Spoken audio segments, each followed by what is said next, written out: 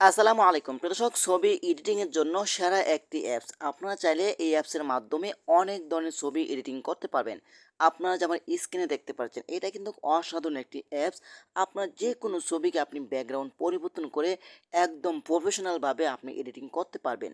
তো চলুন আপনাদেরকে দেখিয়ে দিচ্ছি এই কাজগুলো আপনারা কীভাবে করবেন। তার আগে ছোট্ট একটি কথা বলবো, যারা আমার ফেসবুক পেজে নতুন, অবশ্যই আমাদের পেজটি ফলো করে রাখুন এমন গুরুত্বপূর্ণ নতুন নতুন ভিডিও পাওয়ার জন্য। তো এই কাজটি করার জন্য ফার্স্ট অফ অল আপনি চলে যাবেন আপনার ফোনের প্লে স্টোরে। ওকে, তো আমি চলে যাচ্ছি আমার ফোনের প্লে স্টোরে। দেখেন এখানে টাইপ করে লিখবেন হাইপিক, দেখতে পাচ্ছেন এখানে হাইপিক লিখে আপনি চার্জ করে দিবেন। ওকে, হাইপিক লিখে চার্জ করে দেওয়ার পরে কিন্তু দেখতে পাবেন এইখানে হাইপিক অ্যাপসটা চলে আসবে। এটা আপনারা ডাউনলোড করে নেবেন। ওকে, এটা ওপেন করবেন।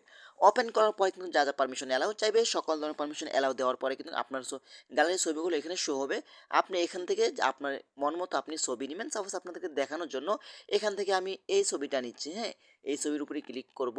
এখানে ক্লিক করার পরে কিন্তু আপনি একটু এদিকে আসবেন, সাইডে আসার পরে কিন্তু আপনারা পাবেন এখানে এআই ইমেজ, দেখতে পাচ্ছেন এখানে এআই ইমেজ অপশন উপরে ক্লিক করবেন। এখানে ক্লিক করলে কিন্তু আপনি এখানে দেখতে পাবেন আপনার অসাধারণভাবে এখানে অনেকগুলো থাম্বনেইল রয়েছে, ক্যাটাগরি রয়েছে। এখানে যখন 100% হয়ে যাবে তখন কিন্তু আপনার ছবিটা খুব সহজেই এডিটিং হয়ে যাবে। তো দেখতে পাচ্ছেন আমার ছবিগুলো কিন্তু খুব সহজে এডিটিং হয়ে গেছে একদম প্রফেশনাল এভাবে।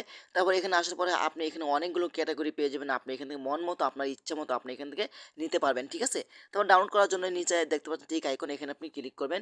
এখানে ক্লিক করার পরে কিন্তু উপরে দেখতে পাচ্ছেন এখানে ডাউনলোড আইকন, এখান থেকে আপনি আরও অনেকগুলো ক্যাটাগরি পেয়ে যাবেন। আপনি চাইলে এখান থেকে সেগুলো ব্যবহার করতে পারেন।